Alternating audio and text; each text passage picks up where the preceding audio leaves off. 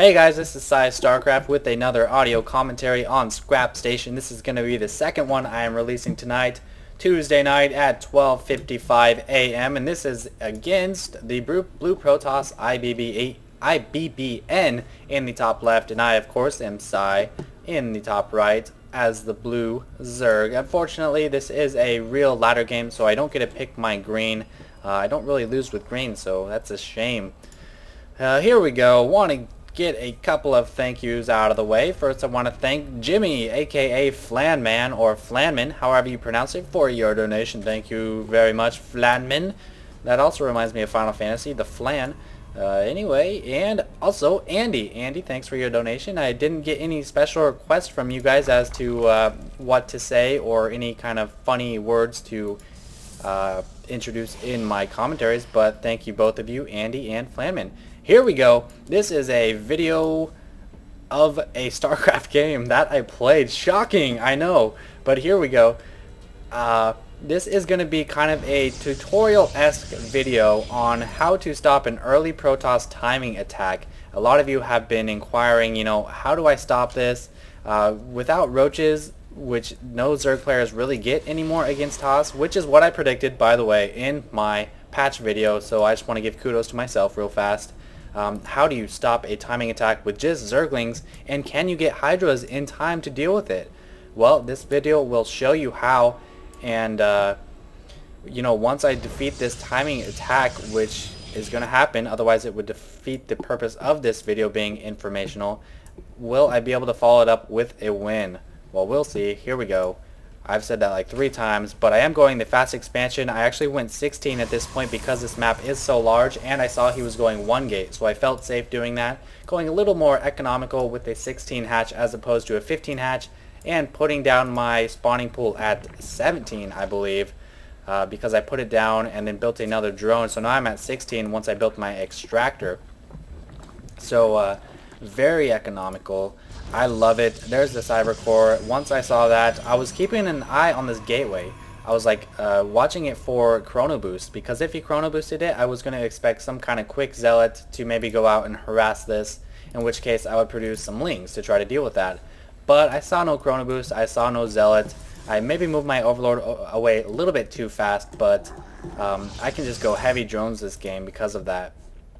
Nice little station probe up here, very smart by iBBN to place a proxy pylon. So if he was to place this pylon right here, he could actually warp units down on the lower level or on the upper level behind the scrap, behind any kind of stationary defenses I might have, or units out here, and do some harassment on the probes, drones, or go for a 2-pronged attack from the front and the back. I like it both ways, but some Zerglings coming out for some scouting. 4 Zerglings is all. The rest are going to be dedicated to drones and overlords, because this map, again, is so large. As Husky would say, Steps of War, such a short rush distance. Well, I guess my map is going to be Scrap Station, such a long rush distance, unless of course you destroy these rocks. And for those of you who think I hate Husky, I don't. I was just kind of bored, and I did a very bad impression of him, but Husky is freaking awesome. He is the one that jump-started my channel, so I just actually watched his Mothership video with HD, and that was pretty cool too. But sending some Zerglings up here to scout, not seeing too much. I saw 2 Zealots and a Stalker, so I can't really make any conclusion as to what he's going at this point. But fortunately, my Overlord does spot this probe, and so I'm going to be taking that out before he's able to get any pylon or any super warping going in. And I'll answer you in just a moment, Stunt. Sorry for ignoring you for a little bit, but with my second queen at my expansion, I am putting down a creep tumor, and there that probe is running away because my overlords obviously see it. He's going to try to get in whatever scouting he can. Lair going down. We look at the income. I am keeping up with the Protoss player, which is good despite his chrono boosting of his probe. So doing pretty well so far. Only 4 Zerglings. All the rest have been dedicated to drones, so you can't really ask for much more as far as macro goes. So a very heavy macro game, and I'm still going to be able to defend against a timing attack from him. He is not a pushover. He is a decent player, so this is a good representative example of, you know, a typical Protoss timing attack. Looks like he's going to be busting down the walls. Nope, look, he's having second thoughts. I think he's afraid of leaving his men out in the open if I do have a lot of zerglings. Here's a surround coming down real quick. No, I'm not going to engage. I lost one zergling there. But I do see that his forces are in a more forward position, not kind of tucked into his base anymore. So this has prompted me, or does that even make sense? Prompted me? Well, it has led me to place down some spines to defend any kind of push he makes with these units. Still a very small force, so he doesn't really feel comfortable pushing out right just yet. Meanwhile, harvester count looking very good for me at 30 to 30. It was at 32 a moment ago, but I did make these spines, kind of protecting my main and my natural at once. And of course, I have 2 plus 2 queens, 4 queens, just in case he tried any void ray rush. So I'll be prepared for that. Zergling's doing a little bit more scouting, and this is where I see him busting the rocks. I know at this point with all these gates, or all these sentries, that he is going to try a timing attack.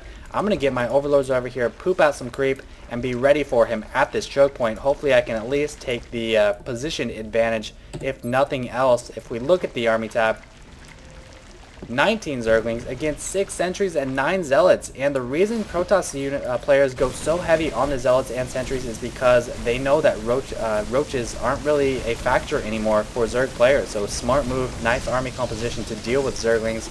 But I have placed these spine crawlers down. Even with the 12 seconds, they are in a nice position to deal with these units when they come in. And I'm going to be rallying hydras as well. My den is complete down here. But we will slow this down just a little bit because this is a heavy battle, the real only big battle of the game. But I want to get my spine crawlers to tank because they have so much life and 2 armor. I don't want to send my lings out. So they are doing a lot of damage and tanking a lot for these hydras. 4 hydras now doing a lot of shooting here. I need to get my queens in the action, but I don't know what they're doing. 5 hydras now.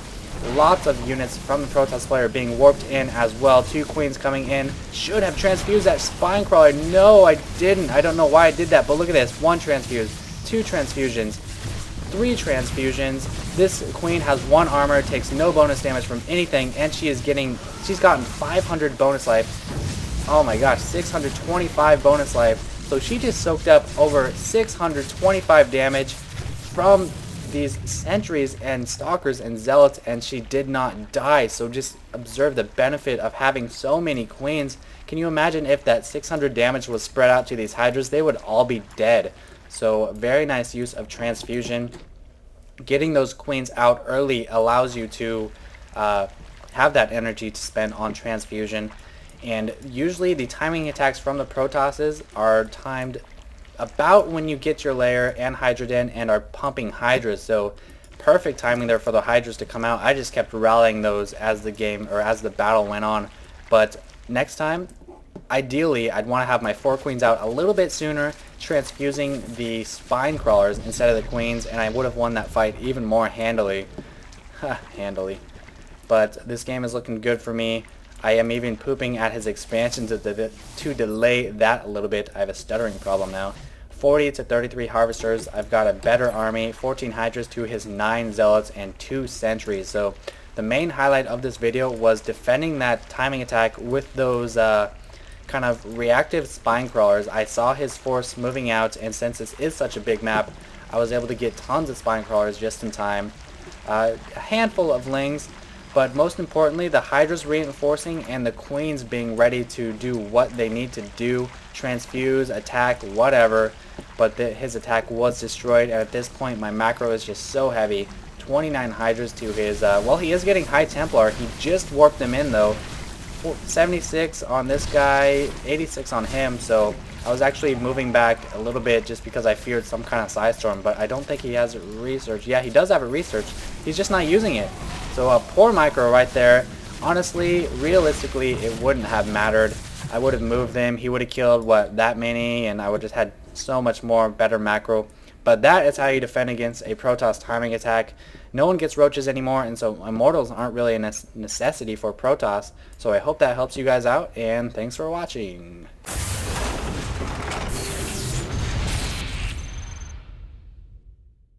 Hello everybody, this is PsY StarCraft bringing you another audio commentary. I can't pronounce my D's very good. Fuck me. Fuck! Ah!